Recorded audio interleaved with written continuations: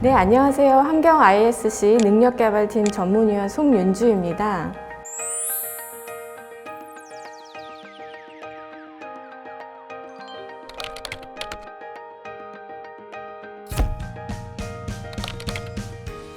현재 환경 ISC 능력개발팀에서 환경 ISC 고유 기능인 차세대 환경인력 양성 스킬 보고서 관련 연구 및 보고서 작성하는 역할을 하고 있습니다. 더불어 환경산업의 인재 육성을 위한 관련 전문 지식을 나누고 역량 모델링, SQF 구축을 컨설팅 해드리고 있습니다. 오늘 HRD에 관하여 대략적으로 설명을 드리고 최근 저희 환경 ISC에서 발간한 HRD 매뉴얼에 대해서도 소개해드리고자 합니다.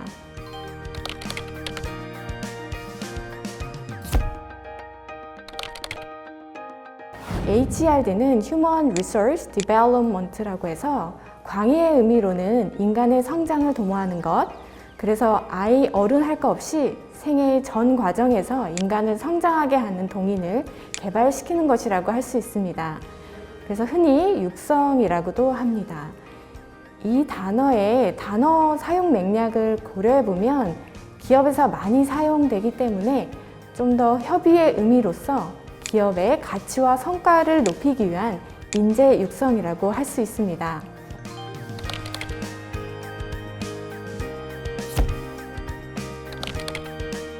가장 대표적인 것은 훈련과 교육입니다. 참고로 훈련과 교육이라는 용어 차이는 기술 산업계에는 일정한 기능이나 행동을 획득해야 하기 때문에 훈련이란 표현을 더 자주 사용하고요. 타 분야는 지식을 습득하는 의미로 교육이라는 용어를 더 자주 사용합니다. 당연히 혼재하여 사용하기도 하죠.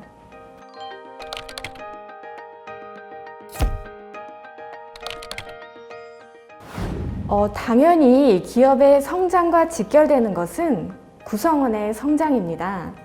미국 상공회의소의 조사에 따르면 기업이 시설 투자를 10%로 늘리면 생산성이 3.6% 늘어나지만 교육훈련을 10% 늘리면 생산성이 8.4% 증가한다고 합니다. 시장, 기술, 조직 구성원들의 가치관, 기업 내 업무 형태가 변화하면서 이렇게 급변하는 환경 변화에 효율적으로 적응하여 기업이 지속적으로 성과를 내기 위해서는 구성원들의 뛰어난 역량과 동기가 절실합니다. 삼성 고 이건희 전 회장이 천재 하나만 있으면 된다는 말씀이 아직도 회자가 되고 있습니다. 결국 10만 명을 먹여 살리는 하나의 천재도 사람이며 협력을 통해 창조적 성과를 탄생시키는 집단도 사람에 의해서 이루어집니다. 예전에 우리가 교과서에서 기업의 3요소로 노동, 토지, 자본이라고 배웠을 거예요. 그런데 현대는 이 세 가지 모두를 인적 자원으로 규결하고 있습니다. 미래에 우리가 기대할 것은 기술이나 시스템이 아닌 사람, 즉 인적 자원 개발에 그 해답이 있다고 할 수 있습니다.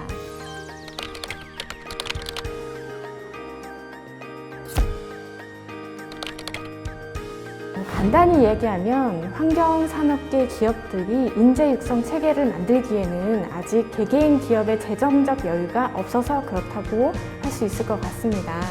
우리나라 환경산업 부분은 사실 기업 주도라기보다는 공예 주도, 즉 정부의 주도라고 할 수 있습니다. 정부 주도 특성상 아직 국내 환경산업계의 개개 기업의 볼륨이 크지 않습니다. 기업의 볼륨이 작으면 장기적 관점의 투자인 HRD에 집중하기는 사실 어렵습니다. 그러다 보니 HRD라는 부분이 좀 생소할 수 있을 것 같습니다.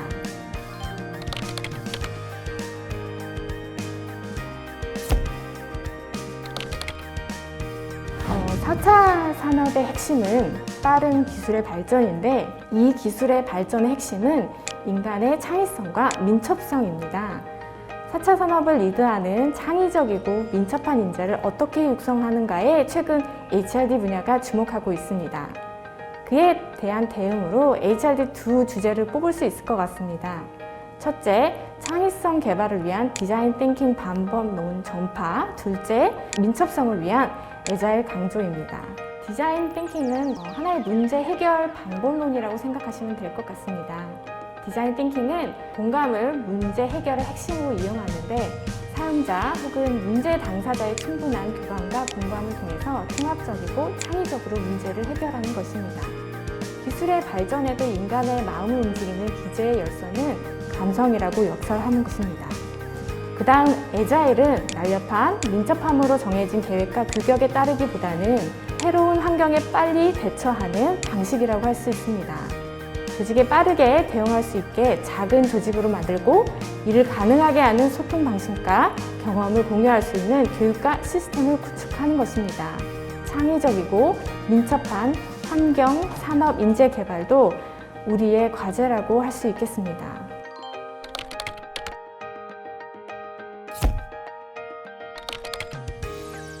첫 번째는 원격 조직 문화입니다.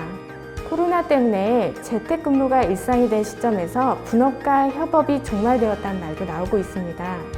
회사는 분업과 협업 과정에서 조직 구성원의 통합성을 이루고 구성원들은 이 과정에서 조직에 대한 애착과 충성심을 형성합니다. 원격 근무, 재택근무가 new normal이 된 우리는 조직의 구심점을 잃게 될 텐데 그럴 때 우리 HRD가 조직의 구심점을 어떻게 찾을 수 있을지 고민하고 있습니다. 둘째는 온택트 교육입니다.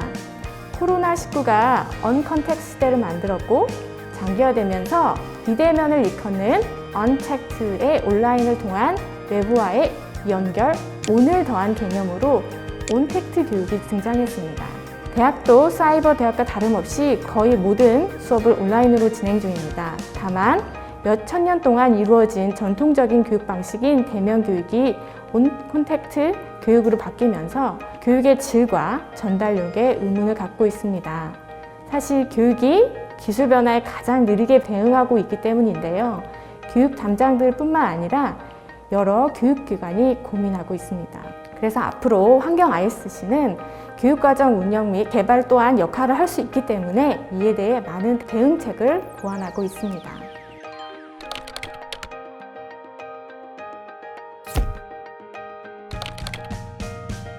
앞서 말씀드린 것과 같이 환경산업계의 각 기업이 재정적 여유의 문제로 인재 육성에 집중하는 게 매우 어렵습니다. 그래서 그런 기업들에게 작게나마 힘이 되고자 최근 환경 ISC에서 HRD 기본 매뉴얼을 이와 같이 만들었습니다. 구성을 조금 더 설명을 드리자면 크게는 4장으로 이루어져 있고요. 제1장 교육훈련체계 수립 운영, 제2장 경력개발체계 수립 및 운영, 제3장 교육과정 개발 및 운영, 제4장 우수인력 확보 유지입니다. 각 장마다 개요, 업무 가이드, 제도 가이드 이렇게 구성이 되어 있습니다.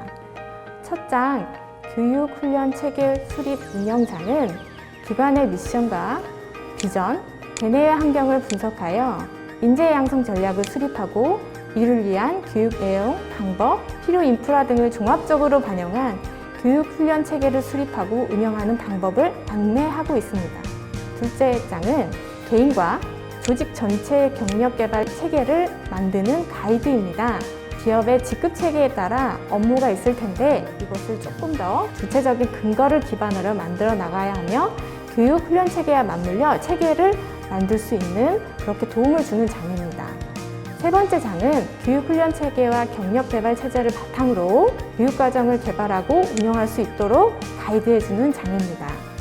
마지막 장은 이렇게 인재를 육성했다면 인재를 확보하고 유지하는 선발과 관련된 장이라고 할 수 있는데요. 1장에서 3장까지는 HRD에 관련된 내용이었다면 마지막 장은 육성만큼 중요한 인재 관리인 HRM에 가깝다고 할 수 있습니다. 마지막으로 부록도 있는데요. 21년 저희 환경 ISC가 SQF를 개발할 예정입니다. 그래서 혹시 생성할 수 있는 SQF를 소개하고 더불어 SQF 개발 시 기반이 되는 NCS도 다시 한번 알려드리는 챕터입니다. HRD 매뉴얼은 최대한 쉽게 그리고 가독성을 높여 환경산업 기업들이 특히 HRD 종사자들이 이해하기 쉽게 작성하였고요. 만약 부족하거나 어려운 부분이 있으면 언제든지 저희 환경 ISC에 연락을 주시면 이해와 적용을 도와드리려고 합니다. 추후 환경산업 SQF가 개발되면 이를 적용한 환경산업 HRD 매뉴얼을 개발할 예정입니다.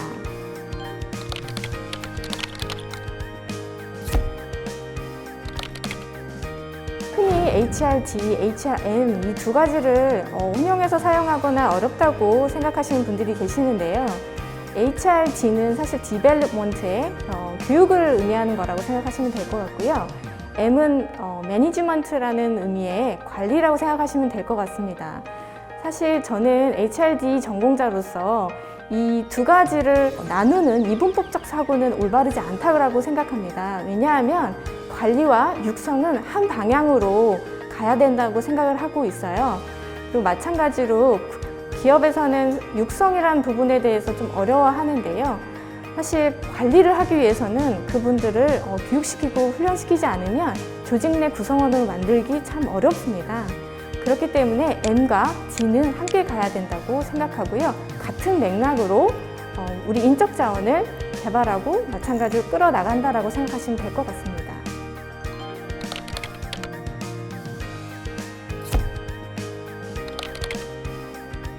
환경산업은 그동안 국내 전 세계적으로 관심을 받아왔습니다.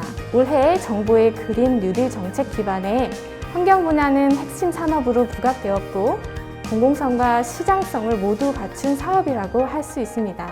그 중심에 환경 ISC가 있고 저희 환경 ISC가 제 역할을 다할 수 있도록 여러분의 많은 관심과 지지를 부탁드립니다. 감사합니다.